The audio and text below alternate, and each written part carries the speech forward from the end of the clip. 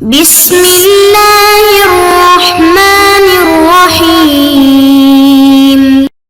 بسم الله الرحمن الرحيم وبه نستعين وهو خير معين وصلى الله على نبينا محمد وآله الطاهرين وصحبه المنتجبين اللهم صل على محمد وآل محمد. عزیز طلباء کرام، السلام علیکم ورحمۃ اللہ۔ آج کے سبق میں ہم مقدمات متعلق کے حوالے سے گفتگو کریں گے۔ ایک یادآوری کریں گے کہ مقدمات کی دو قسمیں ہیں، مقدمات وجوب اور مقدمات متعلق حکم۔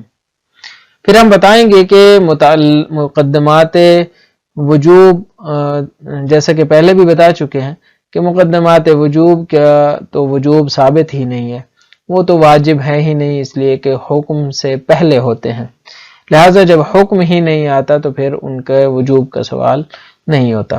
لیکن جو مقدمات جن کے انجام دینا واجب ہوتا ہے، اگر ذیل مقدمہ واجب ہو تو ان کو مقدمات واجب بھی کہا جاتا ہے، مقدمات متعلق بھی کہا جاتا ہے۔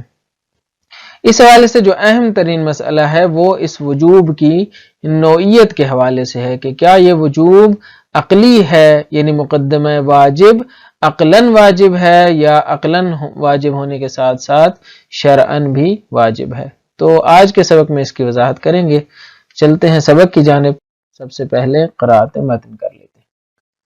فَهُنَاكَ إِذَنْ سِلْسِلَتَانِ مِنَ الْمُقَدِّمَاتِ الْأُولَى سِلْسِلَةُ مُقَدِّمَاتِ الْمُتَعَلِّقِ أي الوضوء الذي تتوقف عليه الصلاة، وتحضير الماء الذي يتوقف عليه الوضوء، وفتح الخزان الذي يتوقف عليه تحضير الماء. والثانية سلسلة مقدمات الوجوب، وهي الاستطاعة التي تدخل في تكوين موضوع وجوب الحج، والتكسب الذي تتوقف عليه الاستطاعة، وذهاب الشخص إلى محله في السوق الذي يتوقف عليه التكسب. وموقف الوجوب من هذه السلسلة الثانية وكل ما يندرج في القسم الثاني من المقدمات سلبي دائما، لأن هذا القسم يتوقف عليه وجود الحكم، وقد عرفنا سابقا أن الوجوب لا يمكن أن يدعو إلى موضوعه، وتسمى كل مقدمة من هذا القسم مقدمة وجوب أو مقدمة وجوبية.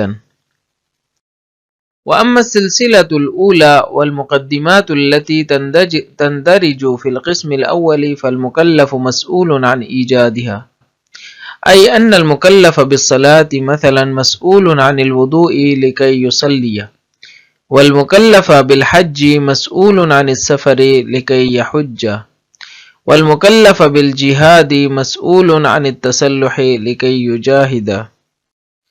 والنقطة التي درسها الأصوليون هي نوع هذه المسؤولية، فقد قدموا لها تفسيرين، أحدهما أن الواجب شرعا على المكلف هو الصلاة فحسب، دون مقدماتها من الوضوء ومقدماته، وإنما يجد المكلف نفسه مسؤولا عن إيجاد الوضوء وغيره من المقدمات عقلا، لأنه يرى أن امتثال الواجب الشرعي لا يتأتى له إلا بإيجاد تلك المقدمات.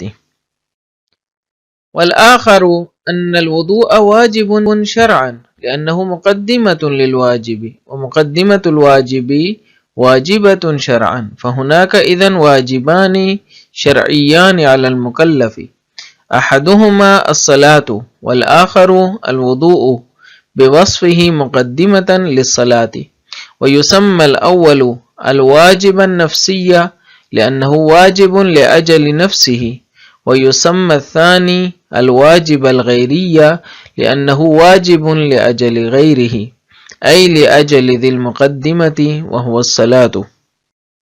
یہ تو عبارت تھی جو ہم نے قرأت کر لی۔ اب چلتے ہیں اہم ترین نکات کی جانب۔ گزشتہ سبق میں ہم بتا چکے ہیں کہ مقدمات حکم دو قسم کے ہوتے ہیں۔ ایک وہ مقدمات ہیں جنہیں مقدمات الوجوب کہا جاتا ہے، اور دوسرے وہ ہیں جنہیں مقدمات متعلق کہا جاتا ہے۔ ہم نے پھر ان کے فرق کی طرف اشارہ کیا کہ مقدمات وجوب وہ ہیں کہ جن پر حکم کی فعلیت کا انحصار ہوتا ہے، یعنی موضوع کو تشکیل دیتے ہیں، اور موضوع حکم جب تشکیل پاتا ہے تو اس وقت حکم فعلی ہو جاتا ہے۔ لہذا جیسے زکوٰۃ کے وجوب میں نصاب کا مسئلہ ہے تو نصاب موضوع کو تشکیل دیتا ہے، حج کے وجوب میں استطاعت کا مسئلہ بھی ایسے ہی ہے۔ لہذا یہ وہ مقدمات ہیں جن پر حکم کی فعلیت کا انحصار ہوتا ہے۔ دوسرے جو مقدمات متعلق ہیں وہ کیا ہے؟ متعلق حکم کا انجام پانا ان پر منحصر ہوتا ہے۔ حکم آ جاتا ہے لیکن انجام نہیں پا سکتا۔ جیسے آپ نے چھت پہ جانا ہوتا ہے تو سیڑھی جو ہے وہ آپ کے لیے مقدمات متعلق کے منزلت پر ہے، یعنی جیسے سیڑھی ضروری ہے ایسے ہی مقدمات متعلق بھی ضروری ہوتے ہیں۔ مثلا نماز پڑھنی ہے آپ نے تو آپ کو پاک و پاکیزہ جگہ ڈھونڈنی ہوگی سجدے کے لیے۔ اسی طرح مثلا آپ کو وضو کرنا ہوگا، آپ کو مثلا لباس کا پاکیزہ ہونا کیا ہے؟ شرط ہے، وَلِبَاسَكَ فَطَهِّرْ وَثِيَابَكَ فَطَهِّرْ۔ تو یہ چیزیں ضروری ہیں آپ کے لیے۔ وضو کے لیے مثلا پانی کی فراہمی ضروری ہے۔ یہ سارے کیا ہیں؟ مقدمات متعلق ہیں۔ بس مقدمات وجوب اور مقدمات متعلق میں فرق بھی بیان ہو چکا کہ حکم کی فعلیت کا دار و مدار مقدمات وجوب پر ہوتا ہے، اور جو حکم ہے اس کے انجام پانے کا، یعنی متعلق کے انجام پانے کا جو انحصار ہے وہ مقدمات متعلق پر ہوتا ہے۔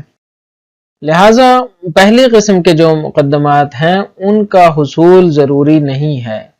پہلی قسم کے مقدمات کا حصول واجب نہیں ہے۔ استطاعت کا کسب کرنا واجب نہیں ہے، کام کاج کرنا استطاعت پیدا کرنے کے لیے یہ بھی واجب نہیں ہے۔ لیکن جو دوسری قسم کے مقدمات ہیں، مقدمات متعلق، ان کا حصول ضروری ہے۔ نماز پڑھنی ہے تو وضو کا حصول ضروری ہے، پاک و پاکیزہ لباس کا ہونا ضروری ہے، اسی طرح پانی کی فراہمی وضو کے لیے ضروری ہے، اسی طرح مباح جگہ کا ڈھونڈنا ضروری ہے، وغیرہ وغیرہ جتنے بھی مقدمات متعلق سے متعلق ہیں ان سب کا ہونا ضروری ہے۔ اب تک کی بحث میں ہم جان چکے ہیں کہ مقدمات متعلق کا انجام دینا واجب ہے، مقدمات وجوب کا انجام دینا واجب نہیں ہے، لیکن مقدمات متعلق کا انجام دینا واجب ہے۔ اب سوال یہ ہے کہ یہ جو وجوب ہے اس کی نوعیت کیا ہے؟ اس حوالے سے اصولیوں میں دو موقف پائے جاتے ہیں، عند الاصولیین دو موقف سامنے آئے ہیں۔ ایک موقف یہ ہے کہ یہ وجوب جو مقدمات متعلق کے حوالے سے یہ عقلی ہے، یعنی عقل کہتی ہے کہ اگر آپ نے ذیل مقدمہ کو انجام دینا ہے تو ذیل مقدمہ کی ادائیگی کا انحصار چونکہ مقدمہ پر ہے، لہٰذا آپ کو انجام دینا ہوگا۔ اگر آپ نے چھت پہ جانا ہے اور آپ کو سیڑھی کی ضرورت ہے تو سیڑھی لگانی ہوگی، سیڑھی مقدمہ ہے۔ لہٰذا اسی طرح اگر امور شرعی میں بھی مثلا حج پہ جانا ہے تو حج پہ جانے کے لیے آپ کو مثلا پاسپورٹ کی ضرورت ہے، آپ کو ویزا کی ضرورت ہے، آپ کو اخراجات سفر پورے کرنے ہیں ان کی ضرورت ہے۔ یہ سارے کے سارے چیزیں جو ہیں مثلا ٹکٹ لینی ہے وغیرہ وغیرہ، اخراجات کا پورا کرنا تو ہم پہلے بتا چکے ہیں کہ وہ تو پہلے سے ہونا چاہیے، اس کے بغیر تو وجوب ہی نہیں آتا۔ لیکن مراد یہ تھا کہ اخراجات وغیرہ آپ کے پاس جو ہیں تو آپ کو وہ مثلا تیاری کرنی ہوگی کہ مثلا اکاؤنٹ سے نکلوانے ہوں گے، یا مثلا ان کو حوالے کرنا ہوگا میر کارواں کے، تاکہ وہ جو ہے آپ کے لیے ٹکٹ وغیرہ خرید سکے۔ تو یہ سارے کے سارے امور عقلی طور پر واجب ہیں۔ عقل یہ کہتی ہے کہ اگر آپ نے ذیل مقدمہ تک پہنچنا ہے، حج کرنی ہے، تو آپ کے لیے مقدمات کی انجام دہی واجب ہے۔ دوسرا جو قول ہے وہ یہ ہے کہ شرعی طور پر واجب ہے، یعنی عقلی وجوب سے ہٹ کر خود شریعت بھی کہتی ہے کہ واجب ہے۔ وہ کیسے؟ وہ یوں ہے کہ کیونکہ مقدمہ اور ذیل مقدمہ کے وجوب میں شرعی تلازم پایا جاتا ہے. خود شریعت کو بمنزلہ عقلاء عالم فرض کر کے، یعنی عقلاء عالم کا سردار فرض کر کے، یعنی عقلاء عالم کا سید فرض کر کے، سید عقلاء عالم ہے شارع. تو عقلاء کیا کرتے ہیں؟ عقلاء یہ کرتے ہیں کہ اگر کوئی چیز انہوں نے کہنی ہوتی ہے، مثلا کہتے ہیں کہ گوشت لے آؤ، تو وہ مقدمات کا بھی ذکر کرتے ہیں. وہ کہتے ہیں کہ جاؤ، مثلا بازار جاؤ اور جا کر گوشت لے آؤ. تو یہ کیوں کہہ رہے ہوتے ہیں؟ کیونکہ انہیں پتا ہے کہ گھر بیٹھے تو نہیں ملنا، لہٰذا ان کا بھی وہ تذکرہ کرتے ہیں. لہٰذا کہتے ہیں کہ مقدمہ اور ذیل مقدمہ میں شرعی تلازم بھی پایا جاتا ہے. شرعی تلازم سے مراد یہی ہے کہ شریعت کے ہاں بھی یہی روٹین ہے جو عقلاء کے ہاں ہے کہ وہ مقدمات اور ذیل مقدمات کے درمیان تلازم دیکھتی ہے، اور چونکہ ایک چیز شرعی طور پر واجب ہے تو اس کا مقدمہ بھی شرعی طور پر واجب ہے. ایک اور مثال بھی بعض اعین نے، بعض علماء نے دی ہے شرعی تلازم کی، جیسے مثلا فقہ میں ہے، البتہ وہ مثال کہتے ہیں کہ مثلا وجوب قصر صلاۃ اور وجوب قصر صوم، ان میں کیا پایا جاتا ہے؟ شرعی طور پر تلازم پایا جاتا ہے کہ نماز جہاں کہیں بھی قصر ہوگی، مثلا سفر میں، تو روزہ بھی وہیں پہ قصر ہوگا. جہاں روزہ قصر ہوگا تو آپ کی نماز بھی وہاں پہ قصر ہوگی. تو یہ ایک شرعی تلازم کی مثال ہے کہ یہ البتہ خارجی دلیل سے سمجھ میں آتا ہے، جبکہ علماء نے اعتراض بھی کیا ہے یہاں پہ کہ ہمارے پاس کیا دلیل ہے کہ یہاں پہ تلازم ہے یا نہیں ہے. تو بہرحال اس کے مختلف بیانات ہیں اسی تلازم کے. مثلا ایک بیان مرحوم اخوند نے جو ہے وہ کیا ہے، وہ وجدان کا ہے. وہ کہتے ہیں کہ وجدان ہمارا اس بات پر شاہد ہے. یہی گوشت والی انہوں نے مثال دی ہے کہ مثلا ہمارا وجدان یہ کہتا ہے کہ جہاں پہ ایک آمر جو ہے یا جو کوئی شخص ہے جو دستور دیتا ہے، تو وہ جب ایک چیز کے بارے میں دستور دیتا ہے تو وہ اس کے مقدمے کے بارے میں بھی دستور دیتا ہے. بہرحال یہ ایک بیان ہے. خلاصہ یہ ہے کہ دو موقف ہمارے سامنے ہیں، ایک موقف ہے عقلی اور دوسرا موقف ہے وجوب شرعی کا. انشاءاللہ اگلے سبق میں اس کی کچھ تفصیلات مزید بھی ذکر کریں گے. چلتے ہیں وضاحت متن کی جانب. فرماتے ہیں العلاقات القائمۃ بین الحکم والمقدمات. یہ بحث جاری تھی، اب ہم یہاں پہ پہنچے ہیں کہ فَهُنَاكَ إِذًا سِلْسِلَتَانِ مِنَ الْمُقَدِّمَاتِ. گزشتہ جو وضاحتیں ہم نے کر دیں، مثالیں بیان کر دیں، ان کی روشنی میں بتا رہے ہیں کہ دو قسم کے مقدمات ہیں، دو سلسلہ مقدمات ہیں، دو کڑیاں ہیں مقدمات کی. الاولا جو پہلی کڑی ہے، پہلا سلسلہ ہے مقدمات کا، وہ ہے سلسلۃ مقدمات المتعلق. مقدمات متعلق کا سلسلہ ہے. کون سا سلسلہ؟ اب اس سلسلے کی وضاحت کر رہے ہیں. ای الوضوء الذي تتوقف عليه الصلاة وتحضير الماء الذي يتوقف عليه الوضوء وفتح الخزان الذي يتوقف عليه تحضير الماء. یہ ایک پورا سلسلہ ہے، پوری ایک کڑی ہے کہ وضو جس پر نماز کا دار و مدار ہے. اگر وضو نہیں کریں گے نماز نہیں ہوگی. اور وضو کیسے کریں گے؟ وتحضیر الماء، جب پانی حاضر ہوگا. پانی کو حاضر کرنا کہ الذی یتوقف علیہ الوضو، کہ جس پر وضو کا دار و مدار ہے.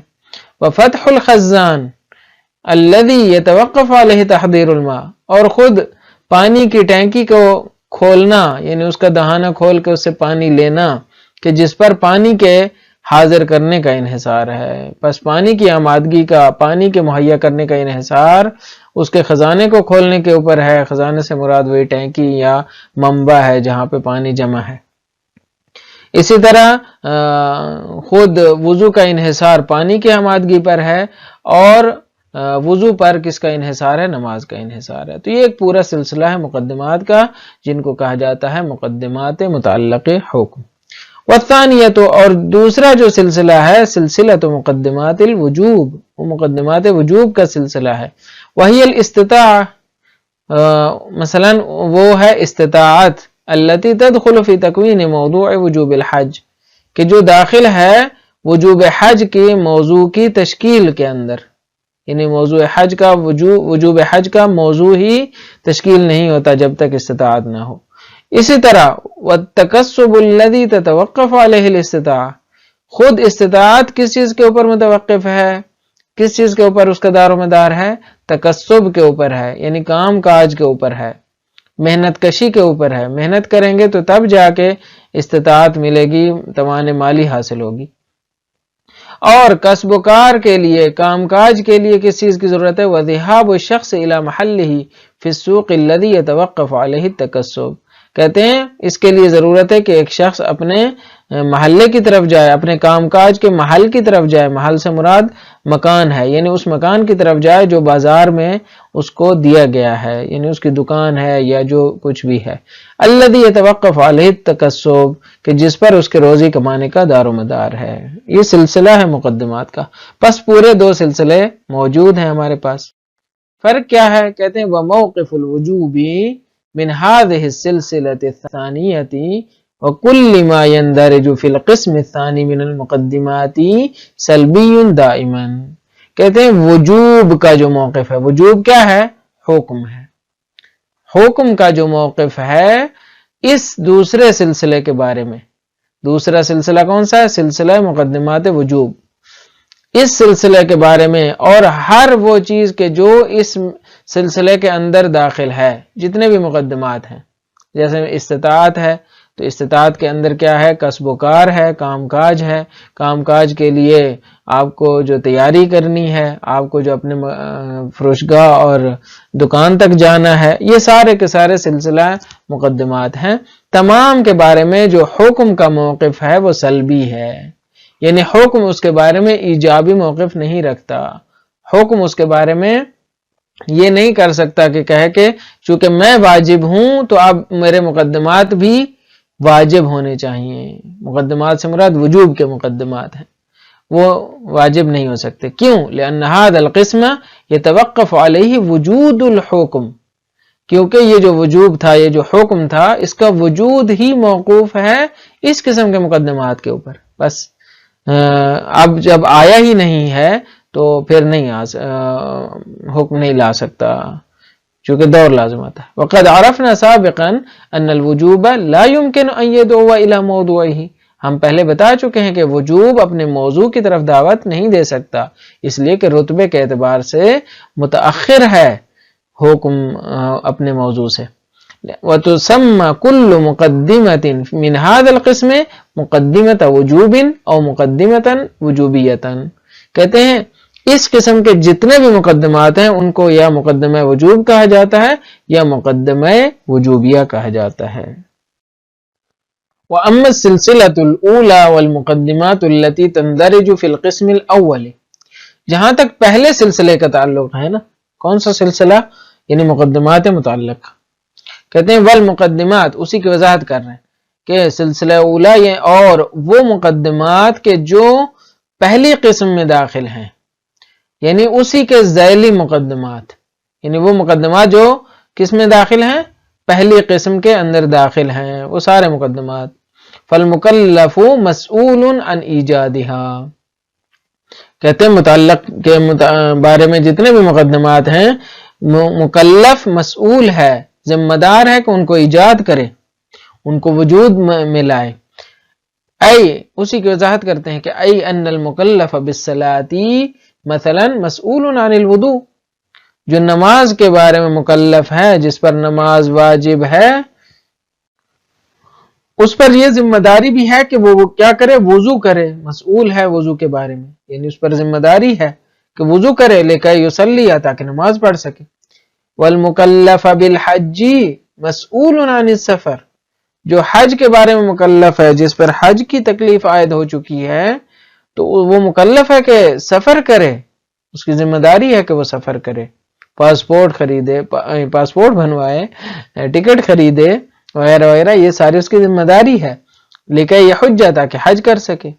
اسی طرح والمکلف بالجہاد مسئول عن التسلح لکہ یجاہد، جہاد کے بارے میں جو مکلف ہے، جس کی ذمہ داری ہے کہ جہاد کرے، وہ مسئول ہے کہ اپنے آپ کو اسلحے سے لیس کرے، تسلح کرے، یعنی اسلحہ حاصل کرے، لکی یجاہد، تاکہ جہاد کر سکے، بغیر جہاد کے تو نہیں، بغیر اسلحے کے تو نہیں لڑ سکے گا۔